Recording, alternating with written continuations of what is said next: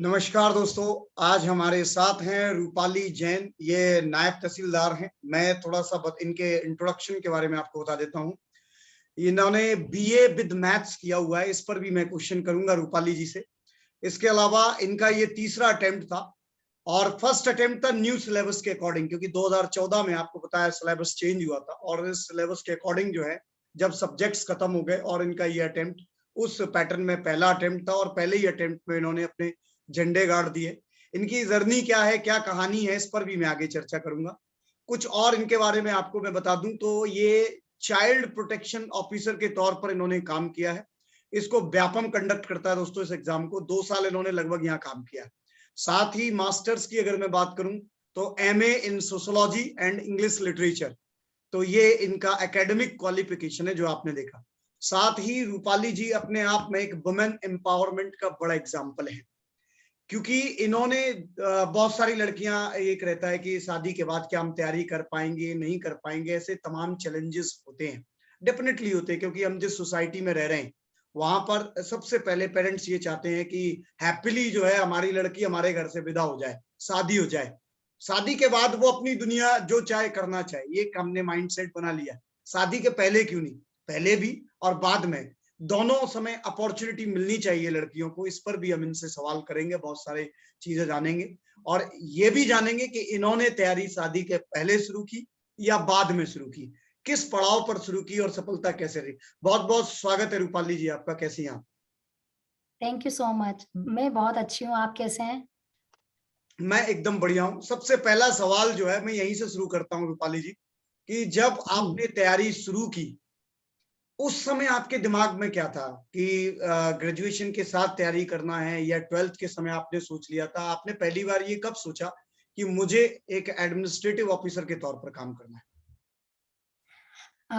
Actually तो मैंने जब से सोचा था कि मुझे करियर बनाना है, तब से केवल यही सोचा था कि एकेडमिक जाना है, एडमिनिस्ट्रेशन में जाना है। जी। मेरे पापा चूंकि चेक पोस्ट पर थे ओके। और उनका अधिकारियों से मिलना जुलना होता रहता था, तो उनके दिमाग में शुरुआत से था कि यूपीएससी क्लियर करो, आईएएस बनो। तो जब मुझे आईएएस का फुल फॉर्म भी नहीं आता था, तब से मैं चाहती थी कि मैं आईएएस बनूं। जी। तो तभी से ये चल रहा था दिमाग में कि मुझे करना है। और 12th तक मैंने साइंस मैथ्स लिया जी। और उसके बाद में जब मैं बहुत सारे इंटरव्यूज पढ़ती थी लोगों के, चूंकि मैं 2004 में मेरा बीए हो चुका था। ओके। इसका मतलब है कि 2001 में मेरा 12th हो गया था। तो उसके भी पहले से मैं तैयारी शुरू करना चाहती थी। तो जब मैंने शुरू करने की सोची तो सब लोग यही बताते थे कि जब तक आर्ट्स नहीं लेंगे तब तक आप सिलेक्ट नहीं हो पाएंगे। अभी वर्तमान में तो बहुत सारे बदलाव आ गए हैं, लेकिन उस वक्त एक तरीका था कि हिस्ट्री अगर आपने लिया है तो ही आप आईएएस बन जाएंगे। तो इसी वजह से मैंने बीए विथ मैथमेटिक्स लेकर और अपना ग्रेजुएशन कंप्लीट किया था। Great great. जैसे अभी 2 साल का कोविड का पीरियड रहा, काफी चैलेंजिंग रहा। अभी भी आप देख रहे हैं जी। ओमिक्रॉन के केसेस बढ़ रहे हैं डे बाई डे, तो अभी भी चैलेंजेस बढ़ रहे हैं। 2 साल जी। में जी। बहुत सारे अप्स एंड डाउन थे। कमीशन ने भी वैकेंसी नहीं दे पाए, कुछ के रिजल्ट्स नहीं आ पाए and everything going with the mess. तो उस समय जी। आपने भी वो फेज देखा है 2004 के बाद। एक लंबा समय जी। गवर्नमेंट के टाइम पर कोई वैकेंसी नहीं थी। आई होप 5 साल तकरीबन कोई वैकेंसी नहीं थी। उस बिल्कुल। समय क्या चीजें थी दिमाग में, क्या आया अरे ये रखें या ड्रॉप कर दें प्लान, क्या चीजें रही थी?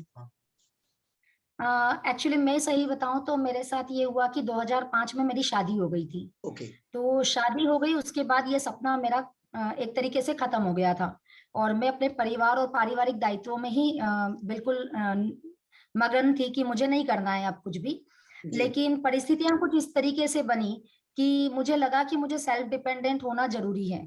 और जब बात आई सेल्फ डिपेंडेंट की तो यही लगा कि चूंकि शुरुआत से ये सपना देखा हुआ था और पापा मेरे बहुत ज्यादा सपोर्टिव रहे शुरू से, ओके। और उनके मन में ये था कि कहीं ना कहीं तुम पीएससी फेस करो।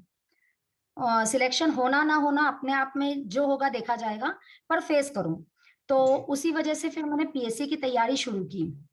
और ग्रेट। तैयारी करते हुए मेरा महिला सशक्तिकरण में चाइल्ड प्रोटेक्शन ऑफिसर में हो गया था व्यापम के उस एग्जाम पर। लेकिन उसके बाद भी मैंने तैयारी जारी रखी, चूंकि उनका सपना था कि अगर चलो आईएएस नहीं भी बन पाए तो कम से कम एमपी गवर्नमेंट की एमपी पीएससी से जो सिलेक्ट होते हैं जी। वो सिलेक्शन हमको चाहिए। तो एमपीपीएससी की तैयारी की मैंने 2012 और 13 का प्री मेंस दोनों दिया, लेकिन चूंकि मेंस बहुत अच्छी तैयारी नहीं थी इसलिए नहीं क्वालिफाई हो पाया। फिर 2014 में जब नया सिलेबस आया तो मन में एक ही इच्छा जागृत हुई कि अब चूंकि नया सिलेबस है तो सभी लोगों के लिए सेम चीज है, तो बहुत ज्यादा एज डिफरेंस या आपका क्वालिफिकेशन या ये जी। मायने नहीं रखेगा। अब ये है कि सब लोगों के लिए एक साथ अपॉर्चुनिटी है, तो उस अपॉर्चुनिटी को हम अपना लें, ग्रेस्प कर लें।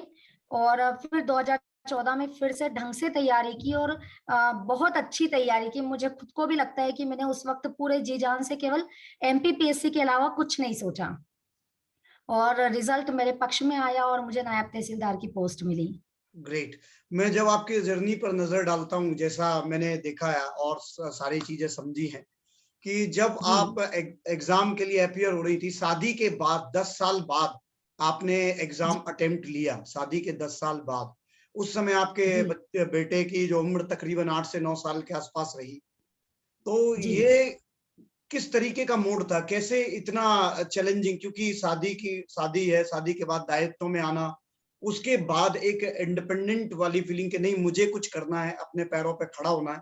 एक बच्चा भी है, उसे भी सँभालना है, तो कितना चैलेंजिंग रहा ये सब? अ, बहुत ज़्यादा चैलेंजिंग था क्योंकि मेरे परिवार में थोड़े डिस्प्यूट्स चल रहे थे जी, और मैं हस्बैंड से सेपरेटेड भी थी।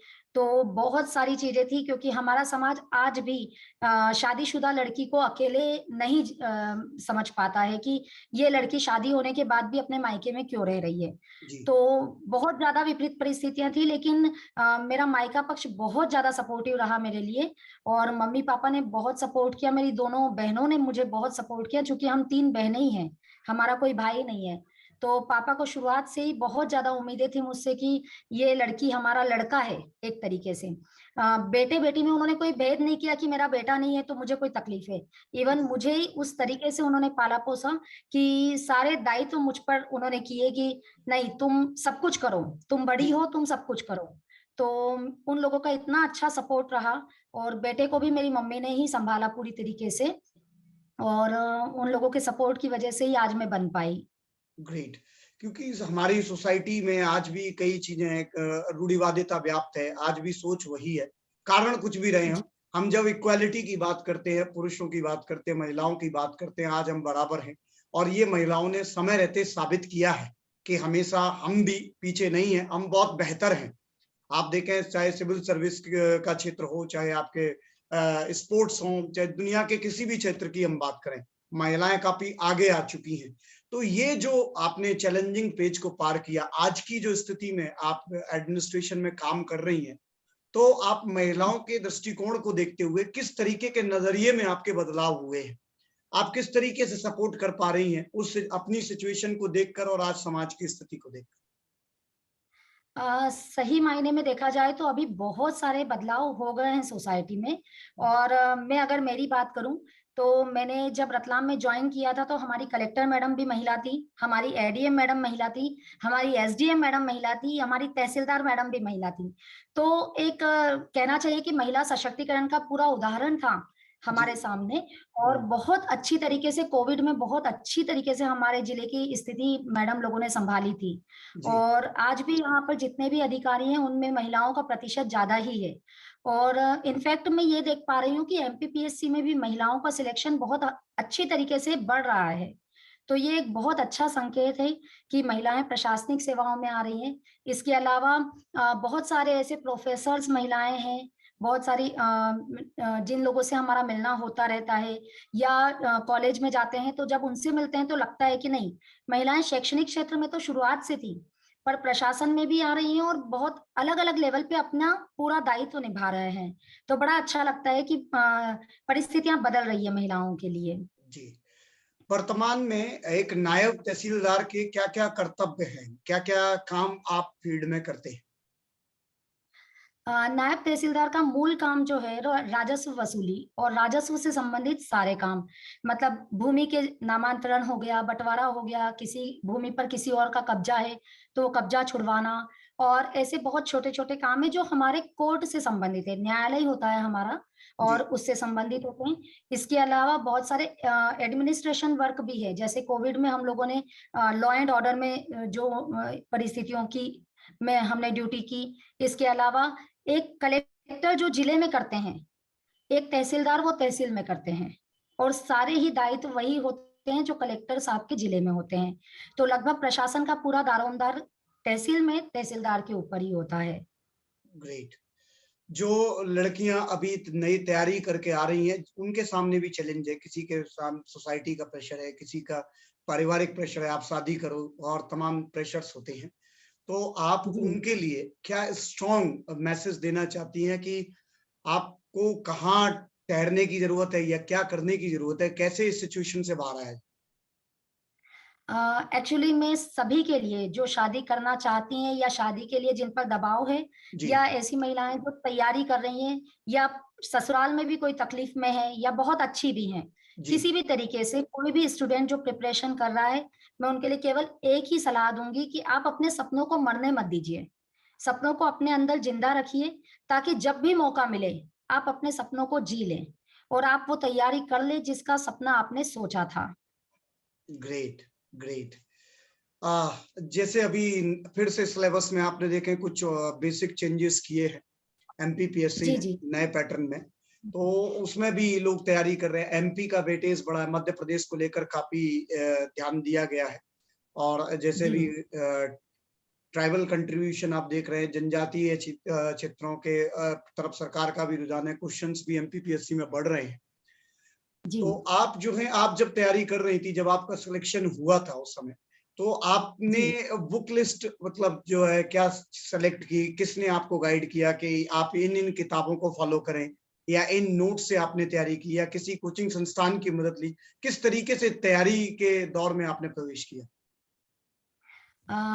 देखिए मैंने जैसा कि पहले भी बताया जी, कि मैं 12th से ही सोच रही थी कि मुझे तैयारी करनी है, तो मैंने हिस्ट्री और सोशियोलॉजी लेकर अपना ग्रेजुएशन कंप्लीट किया था।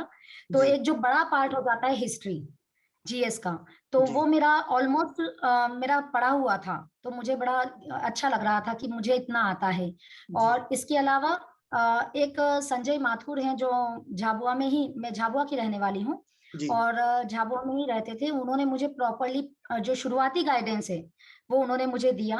उनकी अभी क्लासेस भी चलती है झाबुआ में, लेकिन वो जब नहीं भी चलती थी तब भी मैं केवल उन्हीं से ज्ञान लेती थी कि मुझे क्या करना है। तो यूनिक गाइड उन्होंने उपन्यास की तरह पढ़ने के लिए मुझे कहा था। मुझे आज भी उनके शब्द याद हैं कि कोई भी चीज को पढ़ के और याद करने की कोशिश मत करो, सबसे पहले उपन्यास की तरह उसको पढ़ लो, उसमें कुछ भी याद नहीं करना है। फिर सेकेंड टाइम जब पढ़ो तो उसमें अंडरलाइन करो जो तुम्हें लगे कि हाँ ये इंपॉर्टेंट है, और तीसरी बार में उसमें पढ़कर याद करने की कोशिश करो। तो मुझे उनका वो कॉन्सेप्ट बड़ा अच्छा लगा था और मैंने इसी हिसाब से, कि चूंकि ये तो उपन्यास है बस पढ़ना है, इसलिए मैंने यूनिक की जो इतनी मोटी गाइड होती है वो बढ़िया अच्छी तरीके से पढ़ ली थी। इसके अलावा इंदौर से जो अनिल शर्मा सर हैं, उनका मुझे बहुत आशीर्वाद मिला। उन्होंने बहुत गाइडेंस दिया मुझे, और हिस्ट्री और एमपी उन्होंने मुझे बहुत अच्छी तरीके से करवाया। फिर उसके बाद जब शादी के बाद वापस से नए फेज में मैंने तैयारी शुरू की, तो मैंने घर से ही तैयारी की और केवल ये सर लोगों के मैं कांटेक्ट में हमेशा रही। तो जब कोई दिक्कत आती थी या जब कोई लगता था कि अब ये नहीं हो पा रहा है मुझसे, तो मैं उन लोगों से बात कर लेती थी और वो हमेशा मेरे लिए तत्पर रहते थे। एक और व्यक्ति का नाम मैं लेना नहीं भूलूंगी, सुधीर कौचर सर हैं जिनसे मैंने मार्गदर्शन लिया। अभी वो उप सचिव हैं मध्य प्रदेश शासन में, और उन्होंने जब जब मैंने उनसे जो भी मार्गदर्शन चाहा, उन्होंने पूरा पूरा मार्गदर्शन दिया मुझे। तो मैं उनका भी यहाँ इस प्लेटफॉर्म के माध्यम से शुक्रिया करना चाहूंगी। जी। जब आप हस्बैंड से सेपरेटेड थी आपके और ये सारा फेज आपका चल रहा था, किस प्रकार की जी मानसिक स्थिति से गुजर रही थी? क्योंकि आज हमारी सोसाइटी में अभी भी लोग मुंह पर नहीं बोलते हैं तो पीछे बात करते हैं। कितना फर्क जी। आपको पड़ता था उन तमाम बातों से कि नहीं यार ये बोल, क्या इस तरीके से आपने सोचा ये बोलते रहेंगे, लोग हैं, लोग क्या कहें कहते हैं, वो हमें सोचने की जरूरत नहीं। तो किस मेंटालिटी के साथ उसे हैंडल करती थी आप? एक्चुअली मैं हस्बैंड से सेपरेट जरूर रह रही थी, लेकिन मैंने कभी भी ऐसा नहीं सोचा था कि मैं जी, उनको तलाक दे दूंगी। तो मेरे मन में कहीं ना कहीं ये था कि हो सकता है लाइफ वापस पहले जैसी हो जाए, ठीक हो जाए। जी तो एक वो फेज था जब मैंने सब चीजें परिस्थितियां ईश्वर पर छोड़ दी थी, जी कि अगर ईश्वर चाहेगा वापस से सब ठीक करना तो कर देगा। तो मुझ पर लोगों को कहने का कोई असर नहीं होता था। मुझे ये लगता था कि आज मुझे केवल अपने सपने को पाना है। अगर जी मैं कोई पद अचीव कर लूंगी, मैं कुछ बन पाऊंगी, तो मैं मेरे बेटे का भविष्य सुधार दूंगी। हस्बैंड के साथ होना ना होना नहीं पता था कि क्या होगा, लेकिन बस एक ही बात थी कि मेरे बेटे का भविष्य मुझे देखना है। तो अपने सपने को जीने के साथ में बेटे का भविष्य दिख रहा था, जी। और मुझ पर लोगों के कहने का कोई असर नहीं होता था। आप एक इतने स्ट्रांग लेडी हैं, एक अच्छी माँ तो है ही। तो जब ये चीजें डेवलपमेंट्स जब सारे चलते हैं, अब आप जो है जो स्टूडेंट्स तैयारी कर रहे हैं, उनके लिए क्या जी। ऐसी जरूरी बातें आप बताना चाहती हैं कि हमें ये बातों को ध्यान में रखना है जब हम तैयारी करें? मतलब डूज एंड डोंट्स क्या है? इन बातों पर फोकस करिए, यहाँ आप फोकस ना करें, इन चीजों से दूर रहें, इन चीजों से आप टच में रहें। इतने घंटे हमें पढ़ना चाहिए, क्योंकि लोग कहते हैं हमें 4 घंटे पढ़ते हैं, कोई 2 घंटे पढ़ते हैं, सबकी अपनी एक एसओपी है। सब लोग अपने अपने तरीके से पढ़ते हैं। इस पर आपकी क्या राय है? सबसे पहले तो जो घंटों वाली बात है, तो मुझे लगता है कि उसको प्रोडक्टिविटी से देखा जाए, कि जी अगर आप 4 घंटे भी पढ़ रहे हैं तो प्रोडक्टिविटी कितनी है, या आप 10 घंटे भी पढ़ रहे हैं तो प्रोडक्टिविटी कितनी है। तो जितनी भी देर पढ़ें उतनी देर बहुत मन लगाकर पढ़ें। अगर आप आधा घंटा भी पढ़कर लग रहा है कि नहीं अब मन नहीं लग रहा है, तो आप ब्रेक ले लीजिए। पर आप पढ़ते मत रहिए, इसलिए कि हमको 2 घंटे हमारा सिटिंग पूरा होना चाहिए इसलिए हमको पढ़ना है। आप ब्रेक ले लीजिए, क्योंकि हमें अपने साथ ईमानदार रहना है। हमें लोगों को नहीं बताना है कि हम कितने घंटा पढ़ रहे हैं, बल्कि हमको ये बताना है कि हमने पोस्ट ले ली है। और लोग पूछेंगे भी नहीं कि आपने कितने कितने घंटे पढ़ाई की, लोग वो देखेंगे जो आप अचीव करेंगे। तो सबसे पहली बात तो ये है कि मिनिमम 8 से 10 घंटे सिटिंग होना चाहिए जिसमें आपकी प्रोडक्टिविटी हो। जी क्योंकि समय हमारे पास केवल 90 डेज, अगर हम मोटा मोटा देखें तो 3 महीने का समय है। और उसमें यदि हम तैयारी कर रहे हैं प्री की, चूंकि अब प्री बहुत गहराई से आने लगा है, आप सतही तौर पर पढ़कर प्री क्वालिफाई नहीं कर सकते। जी तो कोशिश करें कि इतना 8 से 10 घंटे का समय बहुत प्रोडक्टिव दें, तब जाकर हम ये सोच सकते हैं कि हम सिलेक्शन के लायक हो चुके हैं। ग्रेट। और साथ में जो डूज और डोंट्स की बात है, तो अपनी तैयारी को बहुत हवा मत बनाइए। घर परिवार वालों के सामने ऐसे मत दिखाइए कि हम बहुत बड़ा 30 मार खा बन रहे हैं। जी मतलब बहुत नॉर्मल रहिए, घर परिवार में बात भी कीजिए, फैमिली के साथ समय खाना भी खाइए। अगर कहीं मूवी देखने जा रहे हैं तो वो मूवी देखने भी चाहिए। अपनी पढ़ाई में कॉम्प्रोमाइज मत कीजिए, लेकिन बाकी सारी चीजें चलने दीजिए। आप ये मत सोचिए कि नहीं मैं तैयारी कर रहा हूं तो मैं तो ये सब चीजों से, मुझे जब तक मैं अलग नहीं होऊंगा तब तक मैं तैयारी नहीं कर पाऊंगा। आप सब चीजों के साथ रहकर तैयारी कर सकते हैं। मैं मेरे बेटे के साथ में रहकर, माता पिता के साथ में रहकर, और इवन जॉब में रहकर भी मैंने तैयारी की है। तो जब मैं कर सकती हूँ इतनी विपरीत परिस्थितियों में, तो मुझे लगता है कि हर कोई कर सकता है। तो आप बहुत अच्छे से तैयारी कीजिए, लेकिन सब लोगों के मान सम्मान के साथ, मतलब अपने माता पिता को पूरा सम्मान देते हुए। अगर वो कोई काम बता दे तो पढ़ते हुए भी हमको अगर काम करना पड़े तो कर दीजिए। ये मत कहिए कि मेरे को आपने पढ़ाई में डिस्टर्ब कर दिया। नो। जी वही लोग हैं जो हमेशा आपके काम में आएंगे, वही लोग हैं जिनका आशीर्वाद लेना जरूरी है, क्योंकि सफलता असफलता सब जीवन का हिस्सा है। जी पर परिवार, और चूंकि हमने कोविड में ऐसी स्थितियां देख ली कि लोगों ने पद प्रतिष्ठा पैसा सब होते हुए भी अपनों को खोया है, तो परिवार हमारे लिए बहुत जरूरी है। उन लोगों का मान सम्मान के साथ आप तैयारी करते रहें। और दोस्तों से भी बिल्कुल आप मिलिए, 2-3 दिन में एक बार मिलिए। और बिल्कुल 8 घंटे आप 1 घंटे आप गपशप भी कर सकते हैं। तो कहीं किसी भी चीज में कोई बुराई नहीं है, लेकिन बस पढ़ाई से कॉम्प्रोमाइज नहीं करना है। 8 से 10 घंटा प्रोडक्टिव अपना समय देना है पढ़ाई को। इसके अलावा सब कीजिए। जी। आपने एक बात कही कि हम बातचीत भी कर सकते हैं। बीइंग अ चैटर बॉक्स कहा जाता है, लड़कियां लड़कों की तुलना में ज्यादा बातें करती हैं। तो क्या ये भी एक चैलेंजिंग टास्क था कि हमें अपने आप को रोक के रखना है, क्योंकि भी हमारे आसपास इतनी चीजें होती हैं, लॉट ऑफ एक्साइटमेंट, हमें बात करना है। तो क्या उस पर भी कंट्रोल किया कि वो भी जारी रहा?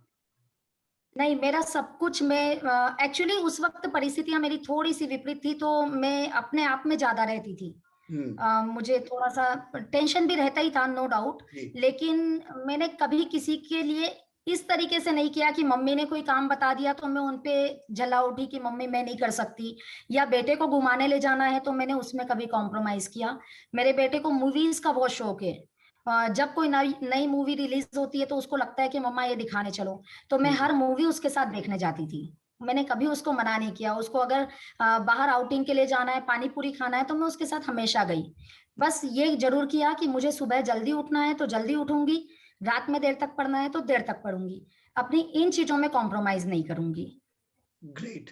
जी। Being a bold mother, a strong lady, we really appreciate your work and we have really hats off to you. आपने अपना कीमती थैंक समय हमें दिया, बहुत मजा आया आपसे बात करके। हम फिर कभी आपसे और इंटरेक्शन करेंगे। आपने स्टूडेंट्स को जी। अपना टाइम दिया कीमती, और वो आप जरूर इस इंटरव्यू को देखकर काफी इंस्पायर फील करेंगे। उनको एक चिंगारी मिलेगी, एक मोटिवेशन मिलेगा। हमारे साथ जुड़ने के लिए बहुत बहुत धन्यवाद। Thank you so much.